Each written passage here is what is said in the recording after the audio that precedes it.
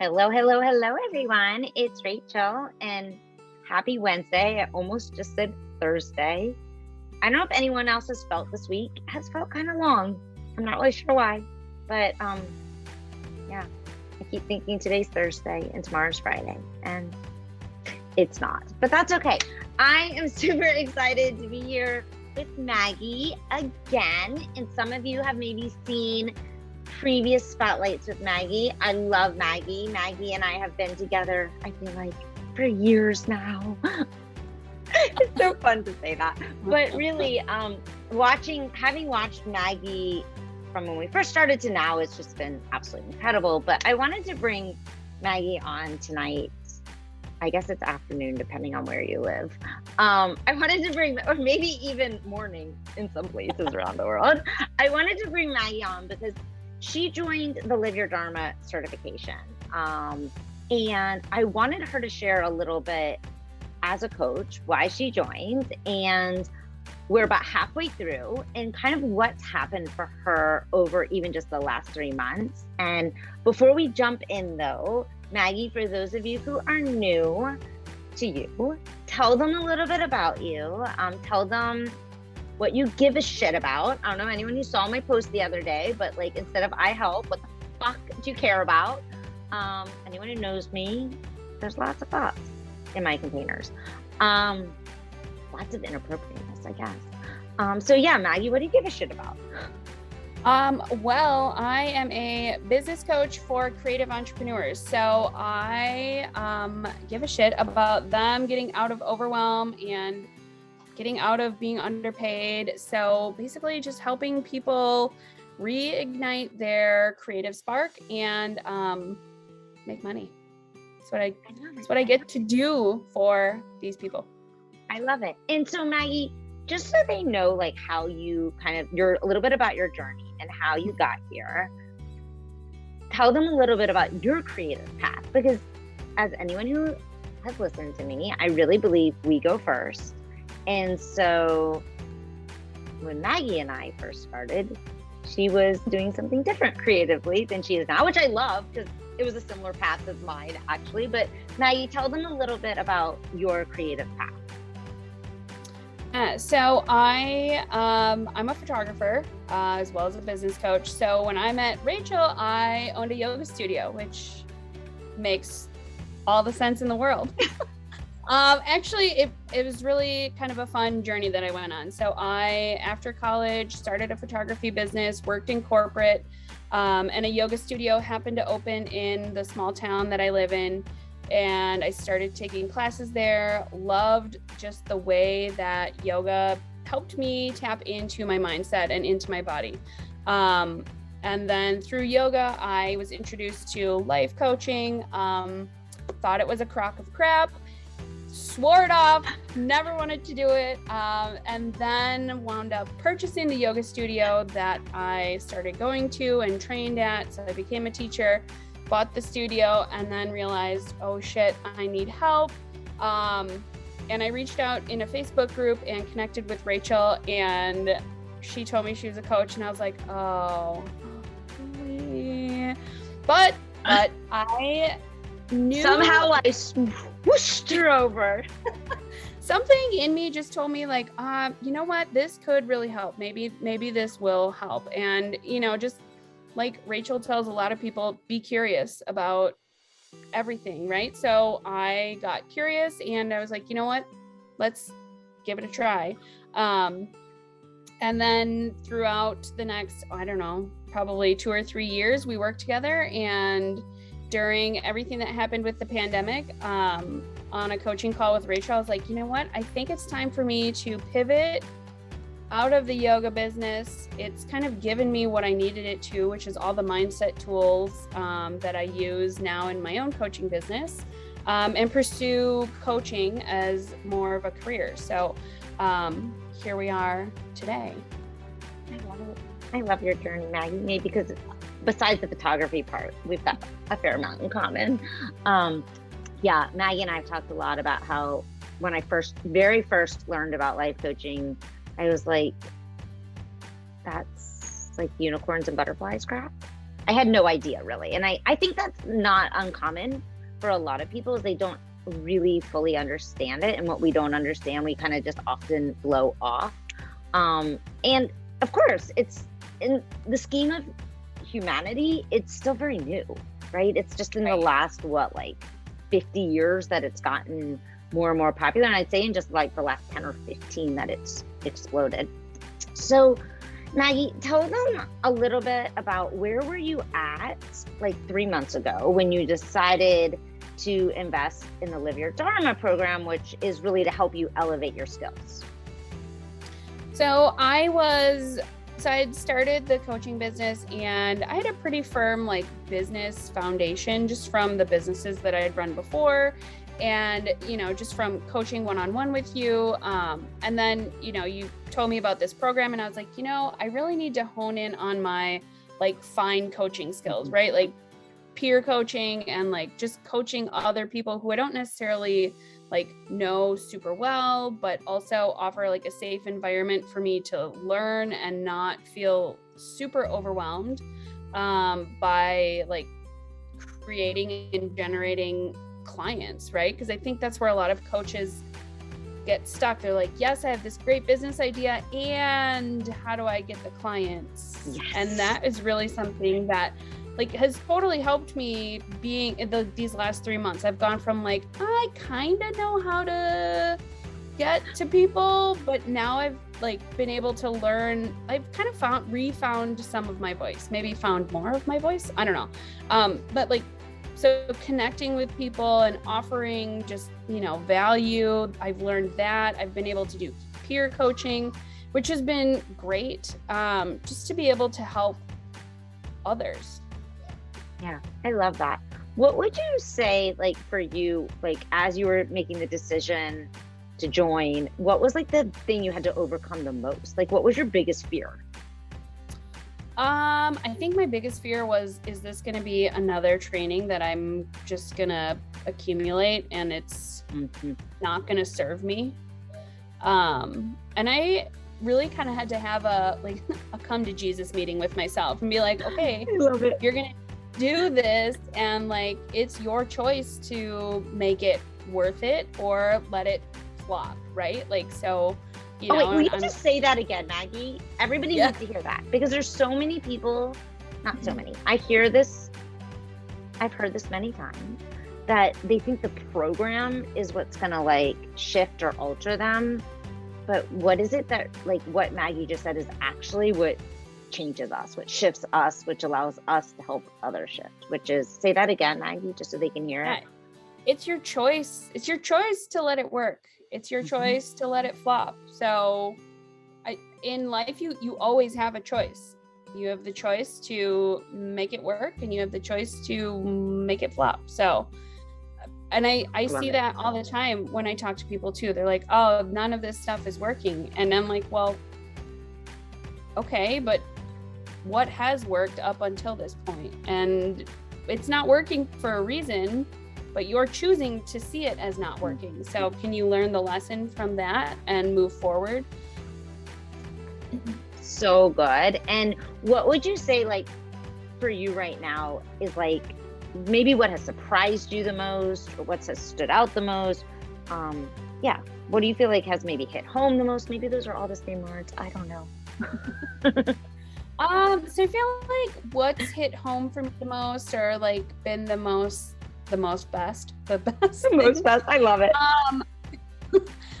So I think like for me, having the modules there to go and watch has been really helpful for me, because I have 2 little kids. So there are times where I'm like, okay, I can start watching this and then get to a certain point and chaos is ensuing. So I have to referee so I can stop and come back to it. And then if I have time, I can just go back and rewatch the whole thing and like re-cement in some of those like nitty-gritty coaching things that, that are like packed into all of that. Also the peer coaching, that has been huge for me, like peer coaching during our coaching calls, as well as like not like meeting one-on-one with others in the group. So just being able to like form those relationships and know that, okay, like we are all like on our journey, but we all have each other's support. Yeah. Would you say like, what would you say, in what ways has that like helped your coaching? Like in having that support and having those, both the one-on-one, because in my program, like as Maggie knows, anyone else who's in there knows, it's like kind of like almost an expectation that you will do peer coaching, right? Like not necessarily you will peer coach every single person in there every week. I mean, that's kind of ridiculous, but like that maybe once a week you'll do a peer coaching session. But then like Maggie mentioned, we do them live, right? We do them on the calls. So I guess from that, what would you say has helped you the most, or, you know, I don't know, something like that? I feel like it's given me confidence in myself to like not be super shy about like offering to listen and then ask questions as other people are talking. So, you know, like the peer coaching in the group and one-on-one has been great to like just help hone in those skills where, you know, like now if I see posts in a Facebook group where people are asking questions, like I'm not necessarily afraid to like ask a question back to that to help them like think another level deeper and like kind of process maybe in a different way. Same things on coaching calls with my clients. Like, I feel like it's more than just like surface level. I'm able to help them dig a little bit deeper and just understand some of their thinking so that they can kind of iron out all the stuff, right? And just get clear on what's fluff and what is fact, I suppose. Ooh, so good. I love that. And what would you say like have been some of the tangible or intangible, because I'm a big fan of both. Like, I don't think that our wins are just tangible, but what would you say have been some of your wins, tangible, intangible wins over the last couple of months? I've definitely been more, it's been easier for me to book discovery calls. I've also booked a couple of clients during this. A second, I want them to hear this, Maggie, because you've had so many, which I think is so amazing. Before we started, so before April, how many discovery calls had you had in the last couple months? On average? On average, I'd say maybe like 2 a month. Yeah. So, okay. Yeah. So yeah. Not bad, but where did you want it to be? I mean, lately it's been like 3 per week that I've had. Yeah. 3 per week, people. Fucking amazing. Yeah. Yeah. And I, you know, like up until like right now, that hadn't even clicked with me that like I've had, it's probably about average like 2 to 3 discovery calls a week, which is so awesome. And I don't know if Maggie even knows this, but having now been in the coaching world for 4 or 5, I don't know how many years now, and being surrounded by a lot of coaches, I think a lot of coaches are happy if they have 1 a month. Yeah, I think especially when too. They're getting started. Right. Yeah. 3 a week is incredible. And I think like, you know, I obviously in the beginning was super hungry for like all of those coaching calls, but like just all of the information that is packed into this program really has helped me understand how to book them, right? From a place of like, I can serve versus like scarcity or like, I need these. It's more of like, I have this knowledge and you're asking these questions. Why don't we hop on a call together? I think I have some answers to your questions and I have more questions. Right. I can help you. Yeah. And I think that's coming, and I'm just going to say where I see Maggie, from this elevated confidence, right? Because when we're not feeling as confident, right? We don't feel as confident. And when we don't feel as confident, we're not as willing, most of us, to put ourselves out there because there's that fear then we're going to get on the call, we won't know what to say, or we won't really be able to help them. And putting in those reps, I think, has really helped with growing that for you. So now it's like, no, I'm pretty sure I gotcha. Right. Yeah. And I don't feel like I have to like micro niche down, right? Like some people will definitely tell you like, oh, you have to like create your ideal person. And I'm like, no, because now what about all these other people that I can help? So again, that the confidence that I've been able to grow, I think in the last 3 months, I feel like my confidence has grown much more. And I feel like the ability for me to just like, I have my own back. I know that I know the questions to ask. Okay. So I love that you just said that I have my own back. Like, I know what to basically do. And would you say that, and I'm just going to say, I mean, I feel like I see it, but of course I want to hear it from your mouth, but like, do you feel that way to yourself? Like, does that make sense? Like, I have my own back. Like, I think a lot of the times we don't have our own back. Like, we beat ourselves up, we put ourselves down, and we do it in subtle ways. It's not always like, oh, you're an asshole. I mean, sometimes we actually do that too. But do you feel like that has grown too? Like, you have your own back in terms of, I know what to do, but do you also feel like you have grown that like inner like sort of strength of having literally like your own back? Yeah, I definitely do. I definitely feel like I've learned to be much more kinder to myself first, right? Like taking care of my like self, like my mind, right? Like a little morning routine and answering, like doing abundance questions and stuff like that, but also like taking care of my body, like moving my body, like eating and drinking and like, nourishing my body. Like, so like literally from this, like all different angles of like caring for me has allowed me to care for others.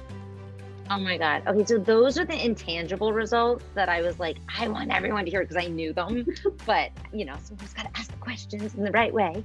And I just want everyone to hear that like when you go all in on you, like it's yes, so great for your clients, right? Like, but it's so good, like to be able to be that way for yourself, to yourself. I mean, in my opinion, there's like nothing as valuable as that. And I think both of us as moms, and I know Maida has a little girl and a very little boy. When she said baby, she literally birthed a baby, like what, like 6, how old is Jackson now? He's 10 months old. What? How did that happen? Yeah. Anyway, okay, yesterday. But she's doing all this with 2 small children, which I think is just absolutely inspiring. And also a lot of who she helps, right? Because we are a form of our ideal client. And I say that loosely because ideal client, like anyone can decide that they are your ideal client if they want to fit into, if they feel that connection with you. So Maggie, what would you say, how is life different? Well, so I feel like life is fuller, right? Like a little more chaotic, especially adding another baby. And even though Maida is 4.5, how quickly you forget how much time like a baby takes up, right? Like, so navigating all of that and then like, being in this has really, again, taught me to like take care of me, ask for help when I need it, and like just shown me that like I have all the answers to my questions like in my space of like, what do I need? Like it's all right here. A lot of it is up here. Right? Like, so like I've got everything I need, which just further like shows me the value that I have my own back, right? Like just investing in me for this. I love that. If there's someone watching right now, what would you want to tell them in terms of if they're kind of like on the fence and they just haven't, they're just kind of teeter-tottering. Let's be honest. I know I've teeter-tottered many times before I've invested. Yeah, I think like don't be afraid to invest in yourself. And then choose what you want to happen, right? Like make the choice that this is going to work, and like being in that energy of like, this is already working and I'm going to invest in myself to better me, which is then going to, like the ROI isn't just dollars, right? Like it's so much more than dollars. And I think we all get stuck there seeing, and I know I've been stuck there too, right? Like, oh my gosh, hello.